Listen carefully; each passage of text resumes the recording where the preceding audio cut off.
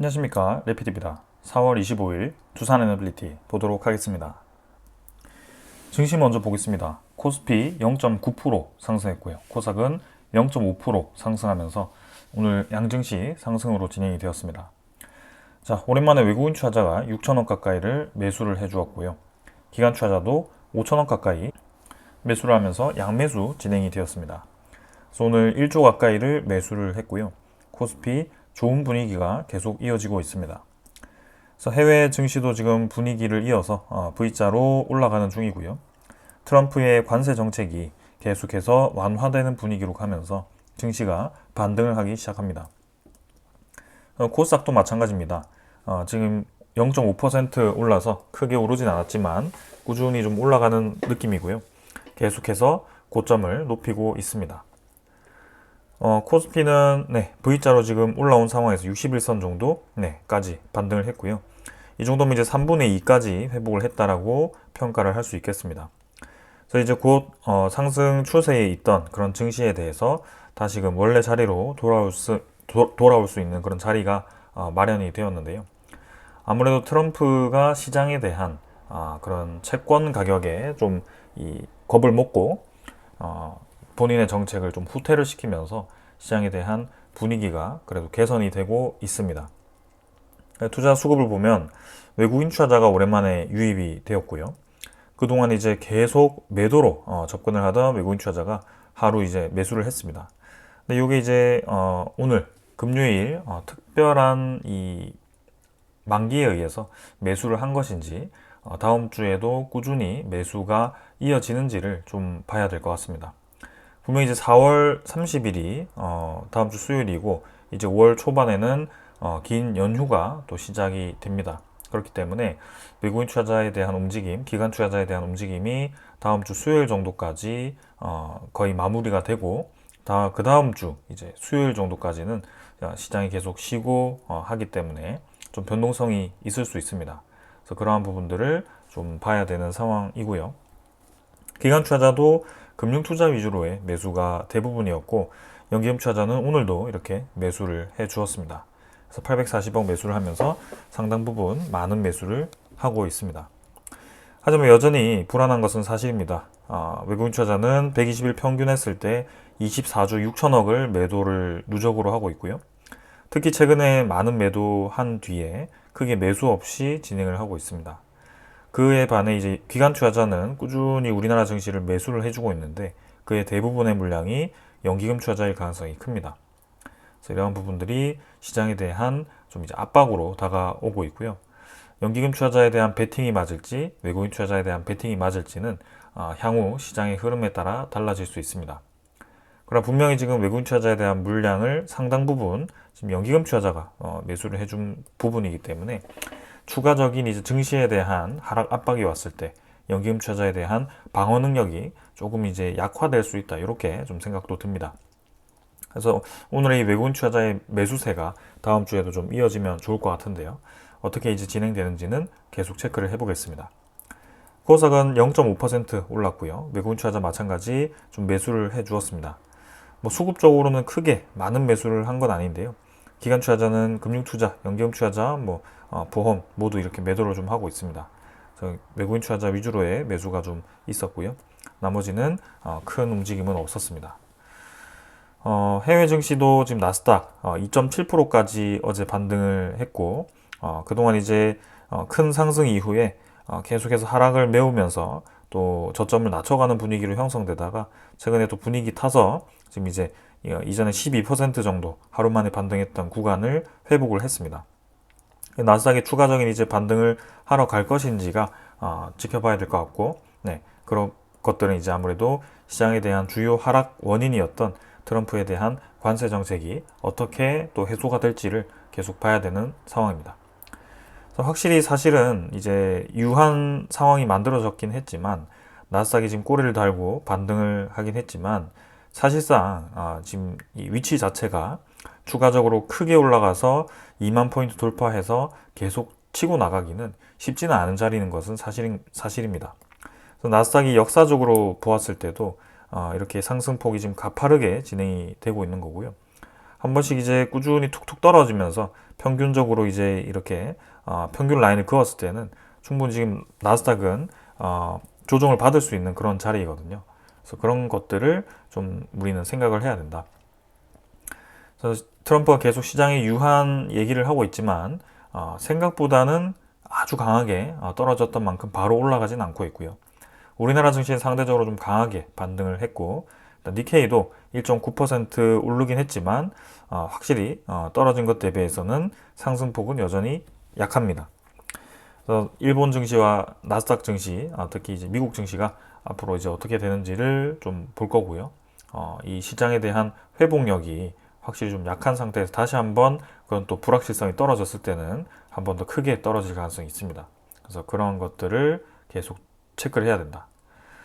그러면서 이제 우리나라 환율이 또 올라가기 시작합니다. 5.7원 정도 올라갔고요. 1437.7원으로 반등을 하기 시작합니다. 이제는 좀 내려가겠지 했지만 결국에는 그렇지 못했고요. 환율은 계속 박스권을 형성하면서 진행을 하고 있습니다. 단기간에 트럼프의 관세 정책 불확실성으로 달러 지수가 빠르게 떨어지면서 거기에 대한 영향으로 급락을 했던 거고요. 그것이 이제 관세 정책이 서서히 유예되거나 조금씩 완화되기 시작하니까 달러 지수도 서서히 좀 반등을 하고, 그리고 우리나라 자체의 불확실성이 높아지고 있는 그런 상황이기 때문에 1437.7원까지, 거의 1440원까지 또 반등을 했습니다. 저는 이 부분에 대해서 상당히 지금 우리가 우려를 해야 된다라고 생각을 하고 있고요. 월봉 입장으로 봤을 때도 아주 높은 구간에서 지금 잠깐 이렇게 피크를 찍고 내려오는 게 아니라 아주 서서히 밀어 올리면서 오랫동안 이 구간을 지나고 있습니다. 근데 지금은 고점을 찍고 내려오는 구간이 아니라 서서히 밀어 올리는 아주 전형적인 우상향 차트가 그려지고 있는 상황이기 때문에 상당히 좀 우려스럽습니다. 그리고 단순히 차트만 보는 게 아니라 차트 외에도 이제 전체적인 이제 우리나라 분위기를 보았을 때는 금리를 인하할 가능성이 상당히 높기 때문에 환율이 떨어질 수 없는 구조이거든요. 그래서 오히려 더 올라가면 올라갔지 지금은 우리가 좀 주의를 해야 되는 그런 상황입니다. 그래서 원화 가치가 떨어졌기 때문에 엔화, 위안화, 그다음에 유로 이런 것들이 모두 다 같이 올라가 있는 상태고요.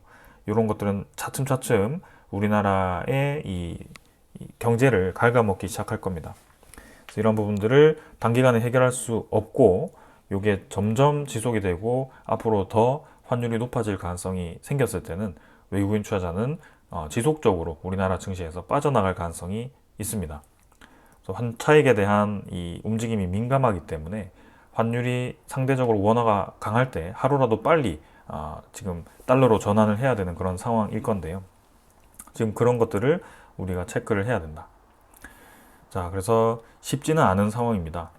트럼프의 관세도 신경을 써야 되고 우리나라 코스피 자체의 리스크도 신경을 써야 되고 조금 진퇴양난의 그런 느낌으로 시장이 계속 진행이 되고 있는데요. 그래도 관세에 대한 하락 부분은 많이 메워주긴 했습니다만 향후 하반기에 대한 경제로 이제 진입을 했을 때는 우리가 쉽지 않은 장이 혹은 쉽지 않은 상황이 펼쳐질 수 있다는 것을 좀 생각을 해야 될 것 같습니다. 자, 이 부분에 대해서는 사실 제 생각을 그냥 이제 내피셜로 말씀드리는 건 아닙니다. 결국에는 이러한 발표들이 이미 나오기 시작했고요. 피치가 지금 이제 하는 연내 기준금리를 1%를 낮출 것이다라고 이렇게 전망을 하였습니다. 경기 악화의 큰 폭의 금리 인하가 기대가 되고 외국인 투자자들이 국고채 선물 매수에 몰려 있다. 그래서 채권에 대한 가격이 반등을 하면서 채권 금리가 떨어지는 거고요. 결국에는 기준금리에 대한 압박을 인하에 대한 압박이 다가오고 있는 그런 상황입니다. 근데 기준금리를 그냥 내리는 게 아니라 1%를 올해 떨어뜨린다라고 얘기를 하는 거고요. 그것은 결코 좋은 상황은 아니라고 저는 생각이 듭니다. 국내 총생산의 지금 1분기 증가율이 GDP 증가율이 우리나라가 마이너스 0.2%였고요. 사실 이제 성장을 하지 않고 그 자체를 유지하려고 했을 때는 2% 수준의 성장률이 필요하다라고 얘기를 합니다. 근데 지금은 그 2%가 아닌 오히려 마이너스로 갔기 때문에 경기가 역성장을 했다라고 보시면 될 것 같고요. 그만큼 우리나라의 시장 상황이 지금 좋지 않다. 자, 그러면 제가 주목하는 것은 저 기준금리를 예상대로 1%를 내릴 수 있느냐, 그것을 우리가 생각을 해봐야 되고요. 한국은행은 이 환율에 대한 눈치를 볼 수밖에 없습니다. 그래서 지금 아무래도 그런 기준금리에 대한 인하의 예고가 나왔기 때문에 지금부터라도 벌써 환율이 지금 올라가고 있는 상황인 것 같고요. 1%면 지금 4번 내려야 됩니다. 0.25%씩 혹은 B커트를 내릴 수도 있습니다. 근데 우리만 내리면 되는 게 아닙니다. 결국에는 미국도 같이 금리를 내려주어야 됩니다. 근데 그게 지금 쉽지는 않은 상황이고요. 파월 의장이 최대한 인플레이션을 막기 위해서 보수적으로 금리의 인하에 접근을 하고 있습니다. 그래서 트럼프도 그게 마음에 들지 않아서 계속 압박을 하고 있는 건데요. 파월의 의장의 얘기를 들어보면 쉽게 금리를 떨어뜨릴 것 같지 않습니다. 당장 5월로 들어왔을 때 우리나라의 기준금리가 떨어질 걸로 예상이 되고요. 그것이 서서히 또 우리나라 금리는 팍팍 이렇게 떨어지는데 미국의 기준금리는 떨어지다가 유지를 하기 시작한다면 이 격차가 점점 벌어질 겁니다. 원달러는 상승 압박을 받을 수밖에 없고 우리나라의 수입 물품에 대해서 상당 부분 큰 이 폭의 위기를 맞을 겁니다. 우리나라가 특히 문제가 되는 것은 수입 물품에 대한 물가가 높아졌을 때 이제는 경기는 둔화되었지만 이 물가가 높아지는 그런 역설적인 상황이 생기는 거고요. 이제는 정말 힘든 상황이 펼쳐질 수 있다. 그래서 그것을 빠르게 막기 위해서 이 달러에 대한 가치를 떨어뜨리기 위해서 연기금 투자자의 환해지를 활용해서 방어를 하고 있는데요. 사실 아까도 보았지만 전체적인 그림이 환해치를 통해서 방어를 해도 지금 우상향을 그리고 있는 상황이고요. 실제로는 달러에 대한 이 지수가 그렇게 반등하지 않았습니다. 여전히 달러 지수는 최근 대비해서 많이 떨어져 있는 상태고요. 상당 부분 오랜 지지 라인을 깨고 그 아래에 위치를 하고 있습니다. 여전히. 그래서 10% 정도 아래에 있는 상황인데 우리나라의 환율은 왜 저렇게 또 반등을 하느냐. 그게 지금 의문인 거죠. 근데 거기에 대한 답은 아까 말씀드린 겁니다. 우리나라 기준금리에 대한 하락 가능성이 크고 그 속도가 상당히 빠를 거고 그 속도가 빠를 만큼 지금 상황이 좋지 않다라는 뜻입니다. 그래서 코스피에 대한 시장의 변동성이 클 수 있다 이렇게 생각을 합니다. 그래서 그 부분을 우리가 주의를 해야 될 것 같고요. 지금 지수 선물을 보게 되면 오늘은 선물 지표는 크게 반등 없이 진행 중입니다. 거의 뭐 0.2%, 0.5% 이렇게 좀 서로 엇갈려서 진행이 되고 있고요. 그다음에 유럽 증시도 마찬가지 오늘은 보합 수준으로 진행이 되고 있습니다. 그래서 큰 변화가 없고요. 근데 요거는 이제 사실 중국의 관세의 철회가 발표가 되었는데도 지금 움직임이 나오지 않고 있거든요. 분명히 지금 중국은 강경 대응을 하겠다라고 얘기를 했고 미국과 관세에 대한 협의가 없다라고 얘기를 하고 있는데요. 근데 소리 소문 없이 반도체에 대한 관세 철회를 했다라고 얘기가 나왔습니다. 이거는 중국 정부에서 공식적으로 발표한 게 아니고요. 이게 이제 확인이 된 겁니다. 근데 아직 이제 중국에 공식적으로 이제 확인 요청을 했을 때 모르겠다라고 얘기를 할 정도로 그냥 비밀리에 이 관세를 푼 것 같고요. 아무래도 미국의 유화 제스처로 이제 화답을 한 건지 아니면은 정말 이제 중국이 이 미국의 관세로 인해서 지금 무역 중단이 되었을 때 정말 필요한 이 소재들이 수급이 좀 들어오지 않아서 일시적으로 관세 철회를 하고 수급을 채우기 위한 것인지 그건 우리는 알 수 없습니다. 근데 그래도 트럼프의 제스처에 이어서 나온 조치이기 때문에 그래도 긍정적으로 생각해 볼 수는 있겠다.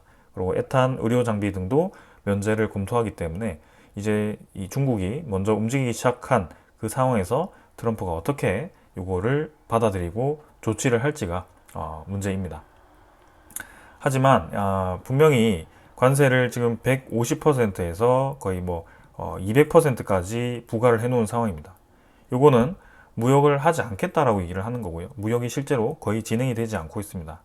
그럼 요거를 예를 들어서 50에서 100%로 낮추면 우리 숫자 입장에서는 대폭 100%는 낮췄네 라고 할 수 있겠지만 사실상 100%만 가더라도 이미 무역을 할 수 없는 상태일 겁니다. 그래서 50%를 부과했을 때 과연 중국이 손해를 보면서 무역을 할지 그게 이제 의문인 거고요. 트럼프가 얘기하는 대폭 인하하는 것이 과연 몇 %일지를 좀 봐야 될 것 같습니다. 그래서 지금은 말장난을 치고 있는 걸 수도 있고요. 서로의 탐색전으로 서로의 이제 치열한 머리 싸움이 지속되고 있는 것으로 보여집니다. 그래서 섣불리 이 유화 정책이 펼쳐진다고 해서 완전히 이제 관세가 불확실성이 해결되었구나라고 접근하기보다는 여전히 우리는 조심을 하면서 지켜볼 필요가 있겠습니다. 자, 그리고 이제 우리나라가 또 이제 미국과 관세 협의를 했는데요. 결국에는 완전한 합의는 하지 못했습니다. 조기성으로 이제 미국은 빨리 끝내버리려고 하는 거고요. 한국은 신중하게 접근을 하고 있습니다. 결국에는 일본에 대한 협상단과 비슷한 분위기로 형성이 된 거고요. 미국은 계속 본인들의 이득을 빠르게 채워나가기 위해서 협상을 시도를 하는 것으로 보여집니다. 우리나라도 거기에 대한 확실한 돌다리를 이제 두들기고 가야 되는 상황인데요. 과연 이게 지연이 되었을 때 또 한 번의 압박이 들어오진 않을까 좀 우려되기도 합니다. 그래서 그런 부분도 계속 지켜보겠습니다. 그리고 채권 자경단이 트럼프 관세 정책을 후퇴시켰다라고 얘기를 하고 있고요. 채권 자경단이라는 것은 이제 경제 이제 리스크에 대비해서 채권을 이제 기계적으로 매도하는 투자자들을 얘기하는 것 같습니다. 그래서 이번에 이제 인플레이션에 대한 우려감이 커지고 트럼프 관세 정책에 대해서 이제 반발감으로 채권을 이제 엄청나게 매도를 했고요. 미국의 채권 가격이 실제로 많이 떨어지는 상황이 나왔었죠. 그래서 트럼프가 한 발 물러났었습니다. 그 결과 이제 채권 금리가 다시금 조금씩 떨어지는 분위기가 형성이 되었고 4.3%까지 그래도 단기간에는 좀 누그러지면서 진행이 되고 있습니다. 하지만 여전히 채권 금리는 그렇게까지 낮지 않고요. 이대로 유지가 된다고 했을 때는 트럼프는 재정 적자를 줄일 수 없는 상황일 겁니다. 그리고 파월이 이 수치를 보더라도 기준금리를 내릴 만한 수치가 아니라고 판단을 할 겁니다. 그래서 트럼프는 이 채권금리를 더 낮추기 위한 조치를 할 거고요. 그 낮추기 위한 조치가 무엇이 될지는 우리는 계속 지켜봐야 되는 상황입니다. 분명히 유한 제스처를 펼치고 있습니다만 채권금리가 생각보다 떨어지지 않고 있고 시장에 대한 이 불확실성은 여전히 높고 시장에 대한 불신도 커지고 있습니다. 시장 투자자들이요. 그래서 미국의 채권에 대한 수요가 생각보다 빠르게 지금 채권 가격을 올리지 않음으로써 이러한 상황이 펼쳐지고 있다. 트럼프는 계속 이제 압박을 받을 거고 본인의 정책이 지금 제대로 먹히지 않고 있기 때문에 조급함도 보일 겁니다. 이러한 상황들이 과연 이제 미국의 지지율 입장에서도 좋지 않은 영향을 미칠 거고요. 본인이 호언장담했던 그런 약속했던 부분들이 지금 지켜지지 않으면서 과연 이게 장기화되었을 때 어떤 결과를 낳을지는 계속 주시를 해봐야 될 것 같습니다. 자, 오늘 이 정도로 시장 분위기 살펴보았고요. 계속해서 불확실성은 큽니다. 시장이 유화 정책을 펼치면서 반등하는 것 같지만 아직까지는 그렇게 판단하기는 이른 것 같고요. 여기저기 이제 폭탄이 있습니다. 우리나라 자체도 고환율에 대한 압박을 또 한 번 받을 수 있는 상황이 되었고 우리나라 환율에 대한 이 수치도 계속 주시를 해야 된다. 아슬아슬하게 지금 줄다리기를 하고요. 일본의 이 자금도 많이 풀려 있는 상태에서 일본 금리가 올라가도 엔케리 트레이드 청산을 촉진시킬 수도 있고 그렇기 때문에 서로 눈치를 보면서 지금 금리에 대한 상승 폭도 조절을 하고 있습니다. 근데 미국이 빠르게 또 금리를 내리기 시작했을 때 시장이 어떻게 반응을 할지도 우리가 지켜봐야 됩니다. 왜냐하면 국제금리에 서로 이제 마주보고 달려올 때 일본과 미국이 그런 것들이 또 한 번 트리거가 될 수 있기 때문에 계속해서 그런 상황들은 정리해서 말씀을 드리겠습니다. 오늘 여기까지 하고 종목으로 넘어가겠습니다. 두산에너빌리티 보겠습니다. 오늘 1,000원 상승했고요. 3.7% 반등해서 27,900원으로 마무리가 되었습니다. 자, 오늘도 상당히 강한 모습을 보여주었고요. 오늘 증시에 대한 상승에 힘입어서 특히 좀 힘을 받았습니다. 그래서 오늘 두산에너빌리티가 올라가기 전에 먼저 나온 소식부터 하나 보고 가겠습니다. 자, 프랑스 반기가 꺾였다. 팀 코리아가 체코 원전을 계약이 임박했다. 이렇게 발표가 되었습니다. EDF가 이제 이 체코 반독점 사무소에 이의 제기를 했었죠. 그게 한수원과의 계약이 공정하지 않다라고 얘기를 했던 거고요. 그게 절차를 밟다 보니 계속해서 지연이 되었고 수주에 대한 계약을 체결하는 데 있어서 절차가 잠깐 멈춰 있었습니다. 그래서 서류가 다 검토가 되었는데도 그러한 불확실성들이 계속 이제 가로막고 있는 상황에서 그래도 이렇게 체코 반독점 사무소가 프랑스에 대한 EDF의 그런 이의 제기를 기각을 시켜버리는 상황이 만들어졌고요. 그게 기각이 되었기 때문에 이제는 웨스팅하우스도 우리나라와 합의를 했고 이제는 공공 입찰에 있어서 절차를 제기할 수 있게 되었다. 이렇게 보시면 되겠습니다. 그래서 거의 마지막 고비가 넘었다라는 이제 판단이고요. 이제는 계약을 할 수 있다라고 얘기가 나오고 있습니다. 그래서 원전의 운전 개시 후에 전력 구매 계약, 운영 방식 등에 대한 세부 사항 논의, PPA는 이제 전기사 사용자와 발전 사업자가 특정 기간에 정해진 가격으로 전력 구매를 하는 이런 이제 향후 어떻게 이제 운영할지 이런 것들을 논의를 하는 단계인 것 같습니다. 그래서 거의 마무리가 되었다라고 평가를 하고 있고요. 실제로 이제 5월 7일에 빠르면 진행을 할 수 있다 이렇게 얘기가 나오고 있습니다. 체코 장관도 한국과 원전 계약을 수준에 체결하겠다라고 얘기했고 현지 화율이 60% 정도로 이렇게 된다. 그러니까 계약 당시에는 60%가 아니더라도 현지 화율이 그래도 중요하다라고 얘기를 하는 거고요. 지금 이제 두산 스코다 파워를 또 포함시킴으로써 이미 20%의 현지화 비율이 달성될 수 있다라고 얘기를 했기 때문에 우리나라 입장에서는 그래도 두산 스코다 파워 같은 그런 자회사가 있어서 상당히 그래도 부담이 좀 줄어드는 상황입니다. 계약 금액도 원래 24조로 알려졌지만 26조로 조금 더 증가를 해서 진행이 되었고요. 그래서 웨스팅하우스에 대해서 로열티 금액과 그 다음에 그런 이제 원전 기자재에 대한 일부분을 또 넘겨주는 그런 계약이 필요하기 때문에 우리나라 입장에서 조금 손해일 수 있다라고 얘기가 나왔지만 그래도 저렇게 이제 금액 전체 계약 금액이 또 크게 나오면서 그런 이 불안감에 대해서는 불식을 할 수 있는 상황이었습니다. 자, 그래서일까요? 두산 에너빌리티가 올랐지만 사실은 이제 이 관련 테마들은 큰 상승을 하지는 못했습니다. 특히 한전기술, 한전 KPS, BHI와 같은 이런 기업들은 크게 움직임이 없었고요. 생각보다 관련 원전 기업들은 크게 움직임이 없는데 두산 에너빌리티가 유독 강한 모습을 보였습니다. 그래서 조금 특별하게 진행이 되었고요. 이러한 부분은 아무래도 체코 원전에 영향을 받았다라기보다는 두산 에너빌리티만의 그런 뭐 특수한 이유가 있었다라고 저는 판단이 되고요. 그게 사실 뭐 상승을 최근에 계속 이어온 그런 이유가 될지는 저도 파악이 필요합니다. 근데 확실한 것은 체코 원전 계약은 이 상승의 주요 원인은 아니다라고 저는 판단이 되고요. 이 박스권 내에서 그 이상으로 치고 나갔긴 했지만 사실상 계속해서 상승을 이어가는 것은 쉽지는 않다라고 판단이 됩니다. 그래서 일부분 또 한번 그 큰 상승 이후에는 분명히 이제 자리를 잡는 시간을 갖거나 조금 이제 상승에 대해서 꺾는 구간이 나올 수 있고요. 최근에 이제 저의 이런 이 입장 얘기, 그러니까 두산 에너빌리티를 분할 매도하라라는 얘기에 대해서 상당히 이제 부정적인 분들이 많습니다. 근데 여기에 대해서는 뭐 최근에 들어오신 분들은 당연히 부정적으로 생각하시는 것 같고요. 내려갔다가 이제 다시 올라오는 그 과정이 납득이 되지 않을 수 있습니다.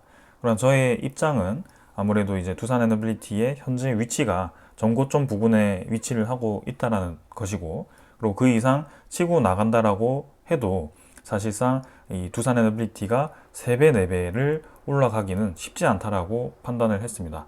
그래서 구독자분들과 아주 오랫동안 이런 구간에서 다시 한번 오랫동안 매집을 해왔고요.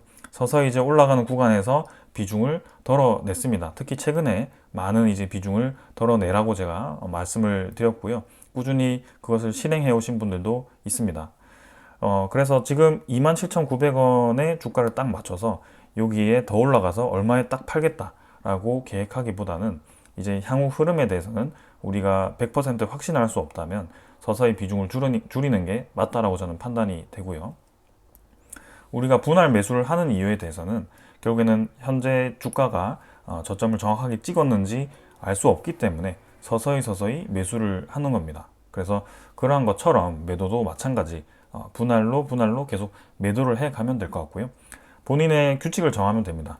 정고점을 돌파해서 계속 끝까지 가보겠다라는 비중을 정하셔도 되고요. 아니면 그냥 한 주도 팔지 않고 끝까지 한번 가보는 것도 뭐 그런 방법이 되겠죠. 그러나 저는 아무래도 안전하게 투자를 하라라고 말씀을 드리는 거고, 저평가된 종목을 같이 투자를 하는 상황이기 때문에 과연 두산에너빌리티가 이러한 구간에서도 저평가라고 할 수 있는가에 대해서 질문을 할 수밖에 없었습니다. 자, 그러한 상황이었기 때문에 이렇게 좀 진행이 되었던 거고요. 최근 이 반등에 대해서는 좋게 보고 있습니다. 그러나 그 반등에 대한 한계는 분명히 있다. 그래서 이틀 동안 외국인 투자자가 지금 오늘도 60만 주 매수해서 180만 주까지 매수했고요. 기관 투자자도 40만 주 매수해서 많이 매수가 되었고, 투신 투자자가 특히 단기간에 좀 많이 들어왔는데요.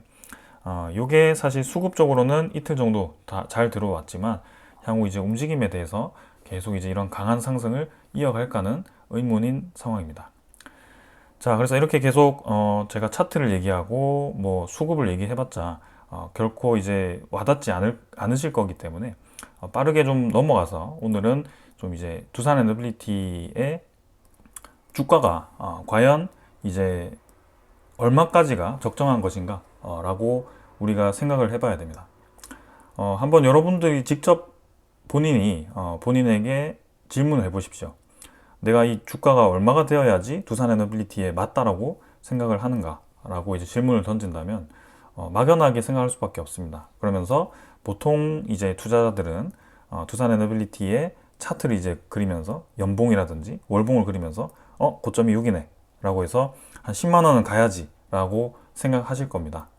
그러나 저 때와 지금과는 완전 상황이 다르다라고 말씀을 드리고 싶고, 그러한 이제 향후 두산에너빌리티 외에 다른 종목을 투자를 하더라도 이러한 기업에 대한 분석에 있어서 차트 외에 다른 외적인 부분들을 직접 본인이 파악을 해서 투자를 하는 것이 중요하다. 그것을 구체화시키는 것이 중요하다라고 말씀을 드리고 싶습니다.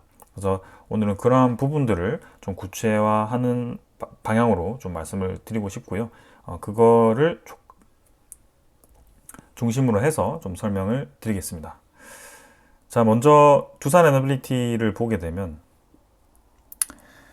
주식수가 상당히 많이 늘었습니다. 6억 4천만 주까지 늘었고요. 결국에는 제가 영상을 찍기 시작한 부분부터 거의 2배 가까이 주식수가 늘어난 상황입니다. 이 주식수가 늘어나면 이제 두산에너빌리티 주가가 100원이 올라갈 때마다 향후 이제 기하급수적으로 시가총액이 높아지는 효과가 있고요.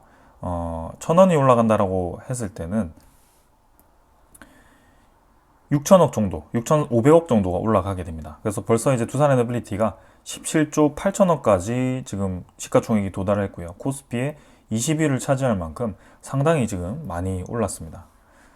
그래서 단기간에 지금 올랐는데요. 그럼 이게 얼마가 되어야 적정한가는 이제 여기서 보게 될 겁니다. 최근 연간 실적을 보게 되면 두산에너빌리티 최근에 15조, 17조, 16조, 16조 이렇게 이제 비슷한 수준의 매출액을 보여주고 있습니다. 이게 이제 향후에는 많이 증가할 거라고 회사 사측에서도 얘기를 했었고요. 영업이익도 1조 1천억, 1조 4천억, 1조 1천억 수준으로 계속 이어지고 있습니다. 순이익도 비슷하죠. 근데 이제 제가 주목하는 것은 일단은 두산에너빌리티의 순이익률은 상당히 낮은 수준입니다. 3%. 중공업에 대한 비중이 높고 그러한 부분들이 순이익률이 낮을 수밖에 없는 것도 알고 있습니다.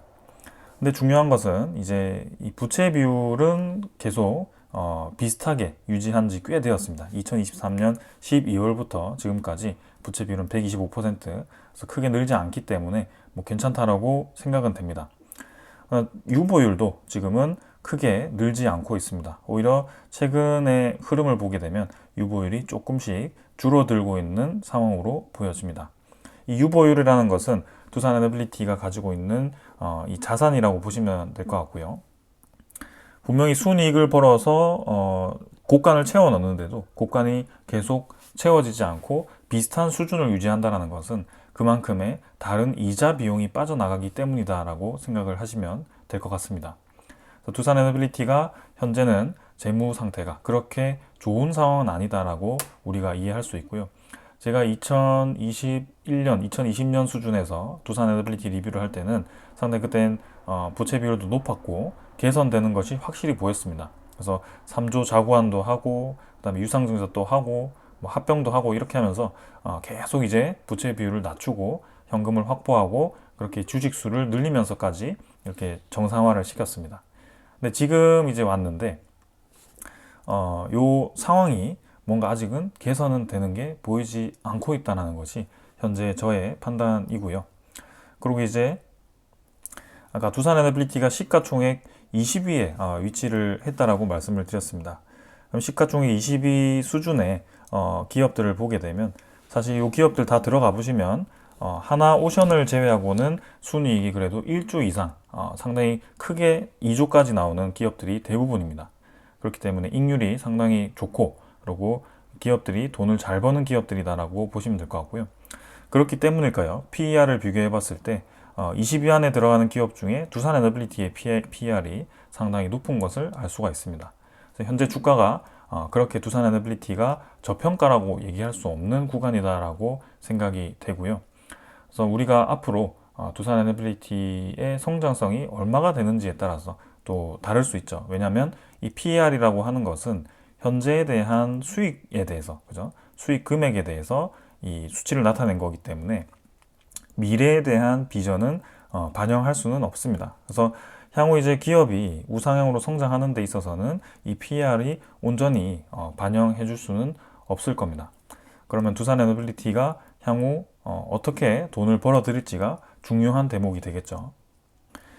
자, 그래서 최근 이제 이러한 부분들은 어떻게 돈을 벌고 기업이 어떻게 운영되는지는 특히 이러한 증권사 리포트를 보게 되면 잘 설명이 되어 있습니다. 왜냐하면 이분들은 애널리스트로서 상당히 합리적으로 목표 주가를 제시를 하는 것이기 때문에 충분히 이것들을 리포트를 참조를 하시면 투자에 많은 도움이 되실 겁니다.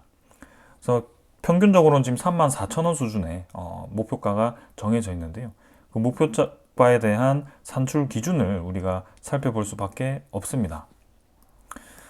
여기에는 지금 영업이익률 상승으로 7.8%에 기여한다. 그래서 향후 이제 외형 성장으로 계속 이제 중장기적으로 원전 르네상스에 의해서 수익성이 개선된다라고 표현을 했고요. 대신증권에 대한 리포트가 좀 더 자세히 설명이 되어 있기 때문에 요거를 다시 한번 보겠습니다. 이전에 좀 보았었죠. 대형원전에 대한 수주는 이렇게 진행해서 두산 에너빌리티가 향후 이제 2기, 그 다음에 2기 해서 2029년까지 지금 국내까지 해서 한 8기 정도 수주를 한다라고 표현을 한 것 같고요. 그리고 SMR도 향후 이제 2030년까지 62기 수주를 한다라고 되어 있습니다. 그래서 가스터빈도 마찬가지 상당 부분 이제 2030년까지 45기를 수주한다라고 표현을 했기 때문에 이것을 다 반영했을 때 35,000원이 될 수 있다라고 표현을 한 겁니다. 자, 그러나 이 SMR에 대한 시장에 대한 폭발적인 수요는 알 수 있습니다. 우리가 그렇게 기대치를 알고 있습니다. 근데 여러분들이 기대치가 크다라는 것은 알고 있지만 두산 에너빌리티가 SMR 한 개를 수주했을 때 거기에 대한 매출액이 얼마나 발생하는지는 정확하게 알 수 없을 겁니다. 그래서 여기 친절하게 한 기당 1,000억 원 수준의 이런 이 매출을 발생시킨다라고 표현을 해 주었습니다. 그래서 지금 62기라고 한다면 총 6조 2천억 원의 매출이 발생을 하는 겁니다. 6조 2천억 원이 2030년까지 발생을 하는 겁니다.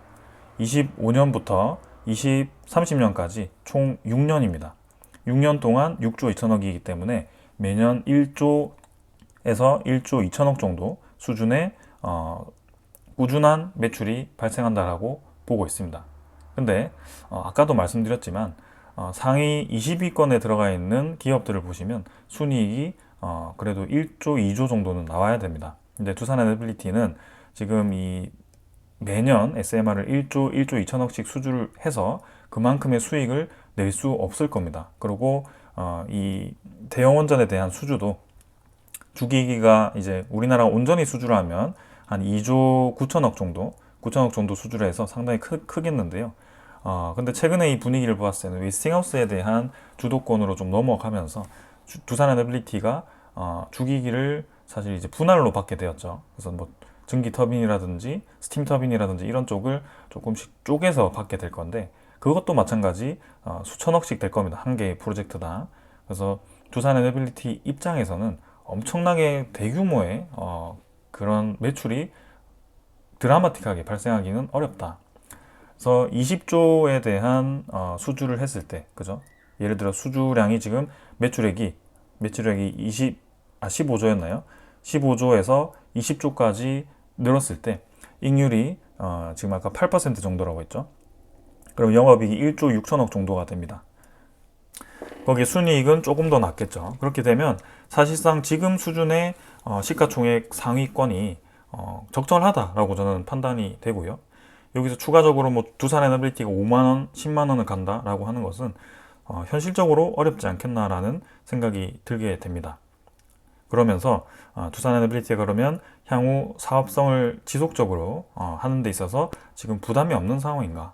아까도 말씀드렸지만 이러한 재무 상태가 수익금을 받아서 지금 이제 유보금이 계속 쌓이는 구조가 아니라 계속 유지를 하는 구조로 가고 있는 상황인데, 근데 이 사업 보고서를 보게 되면 2024년 12월자에 사업 보고서를 보게 되었을 때는 여기 이게 좀 많아져서요. 재무 상태표를 보게 됩니다. 일단 언뜻 보면 뭐 62기, 61기, 60기 해서 현금성 자산이 선방하고 있구나 라고 볼 수 있습니다. 그리고 유동자산 거의 비슷하네 작년이랑. 그래서 한 4조 정도로 유지되고 있구나. 그리고 유동 부채도 보면 뭐 작년보다 좀 줄었네 라고 생각할 수 있죠. 그럼 재무제표가 유동 비율을 계산했을 때는 괜찮아졌구나 라고 생각을 할 수 있는데, 근데 여기서 한 가지 우리가 체크를 해야 되는 점은 단기 차입금이 1조 8천억까지 늘었다는 점입니다. 작년 대비해서 2배 가까이가 증가를 했거든요. 요거는 두산 에너빌리티의 별도입니다.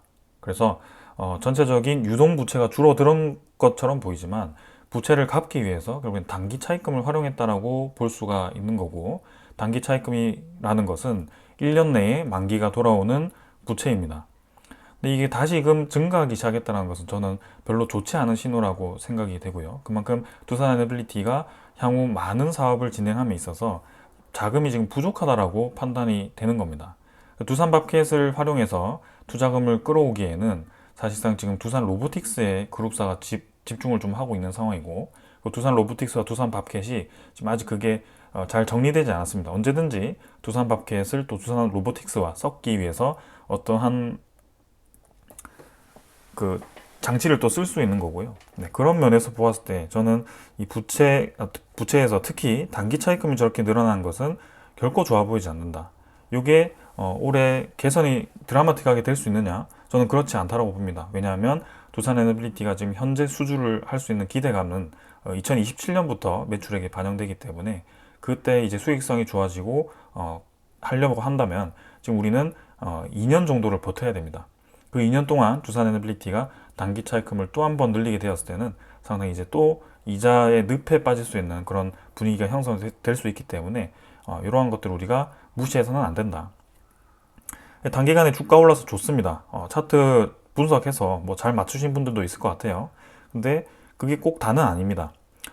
차트 뭐 저점 찍어서 여기 매수하면 되겠네, 여기 매도하면 되겠네. 지금 결과론적으로 봤을 때 그런 거고요. 사실상 그 상황에 들어왔을 때는 언제 매수해야지, 언제 매도해야지는 알 수가 없습니다. 그렇기 때문에 우리가 추세선을 그리는 거고, 그 추세선에 맞게 매수 매도를 하면 되는 겁니다. 그래서 평균적인 선을 긋고 그 평균적인 선보다 아래에 있을 때는 매수를 하고 그 위에 있을 때는 매도를 하는 그런 습관을 들이시면 이제 향후 다른 종목을 투자하실 때도 좋을 것 같습니다. 자, 그래서 지금 마지막으로 이제 말씀을 드리면, 그러면 그동안 두산 에너빌리티가 좋다라고 이제 계속 리뷰를 해 왔는데, 최근 이제 트럼프 관세 정책과 함께 좀 불확실성이 커지면서 두산 에너빌리티가 지금 이제 조금 좋지 않은 방향으로 갈 수 있다라고 얘기를 하고, 그 다음에 향후 이제 추가적인 상승이 없다라고 얘기하는 이유가 입장이 바뀐 이유가 뭐냐, 이렇게 생각을 하실 수 있을 것 같습니다. 그러나 그 입장에 대해서는 몇 가지로 좀 말씀을 드리겠습니다. 첫 번째는 제가 생각하던 이 원전 르네상스와 SMR에 대한 이런 폭발적인 상황은 지금의 이 상황보다 더 크게 저는 예상을 했었습니다. 그래서 뉴스케일 파워발 수주가 벌써 이제 나왔어야 되는 상황이었고, 대형 원전도 결국엔 웨스팅하우스에 대한 그 지재권을 합의를 하기보다는 조금 이제 우리나라가 유리하게 끌고 가서 유럽에 대한 시장을 한국이 좀 주도적으로 진출하는 것을 기대를 했었습니다. 근데 최근의 이 분위기를 보면 웨스팅하우스의 압박에 의해서 유럽에서 우리나라가 철수를 하게 되고, 우리나라 하청 기업으로 들어가서 같이 이제 협력을 하는 상황이 된 거고요. 이 SMR도 마찬가지, 주요하게 우리가 기대하고 있던 뉴스케일 파워가 사실상 지금 루마니아를 제외하고는 큰 프로젝트를 하지 못하고 있는 상황입니다. 그래서 기대치가 그만큼 지금 낮춰져 있는 상황이고, 그리고 미국의 경기 침체 확률이 올해 상당히 높다라고 다른 전문가들이 분석을 하고 있습니다. 현재는 주가가 올라가서 침체가 아닌 것처럼 보이겠지만 실제로 미국 내에 지금 이제 침체가 될 수 있다라는 의견들이 많아지고 있는 상황이고요. 여러분, 경기 침체라고 하는 것은 향후 장기적으로 에너지에 대한 수요를 줄일 겁니다.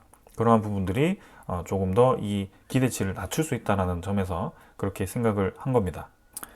그리고 두 번째는 아까 보았듯이 두산에너빌리티의 재무 상태가 서서히 조금씩 좋지 않아지는 시그널이 좀 나오기 시작했습니다. 이것은 제가 오래전부터 본 건 아니고요. 최근에 보았을 때 그렇게 느끼기 시작했고, 특히 이제 계속해서 저에게 유상증자에 대한 가능성이 없냐라고 물어보시는 분들이 많은데요. 사실 이제 대주주에 대한 지분이 30%를 유지하기 위해서는 그런 가능성은 없을 거다라고 얘기를 했지만, 실제 우리나라 상위 기업들을 보았을 때 대주주 지분이 30% 이하로 되는 기업들도 있습니다. 그러면서 이제 주주권을 이제 유지하는 경우가 있는데요.